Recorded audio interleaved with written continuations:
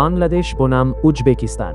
Bangladesh 0, Uzbekistan 4। আজকের ম্যাচে Uzbekistan জাতীয় ফুটবল দল শক্তিশালী পারফরম্যান্স দেখিয়েছে। ম্যাচের শুরু থেকেই তারা আক্রমণাত্মক ফুটবল খেলেছে। প্রথমার্ধে উজবেকিস্তান খেলার নিয়ন্ত্রণ নিয়ে বাংলাদেশ দল চেষ্টা করেছে রক্ষণ সামলাতে, কিন্তু চাপ সামলানো কঠিন হয়ে পড়ে। উজবেকিস্তান ধাপে ধাপে 4টি গোল করে। অন্যদিকে বাংলাদেশ জাতীয় ফুটবল দল শেষ পর্যন্ত লড়াই চালিয়ে যায়। স্কোর লাইন বড় হলেও খেলোয়াড়দের চেষ্টা ছিল প্রশংসনীয়। বাংলাদেশের ডিফেন্স চাপের মুখে পড়ে, মিডফিল্ডে বল ধরে রাখা কঠিন হয়ে যায়। তবুও বাংলাদেশ দল কিছু সুযোগ তৈরি করেছিল, কিন্তু গোলের দেখা পায়নি। আজকের ম্যাচ থেকে বাংলাদেশের জন্য শিক্ষা অনেক। এই হার ভবিষ্যতের জন্য অভিজ্ঞতা হয়ে থাকবে, কারণ আন্তর্জাতিক ফুটবলে এভাবেই দল তৈরি হয়। হার থেকে শিখে আরও শক্ত হয়ে ফিরে আসবে।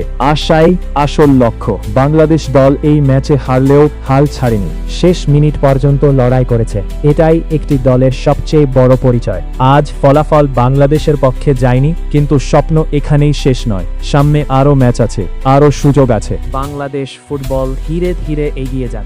দেশের সমর্থন থাকলে একদিন সাফল্য আসবে। আজকের ম্যাচ শেষ, ফলাফল বাংলাদেশ 0, উজবেকিস্তান 4। বাংলাদেশ দলের জন্য রইল শুভকামনা।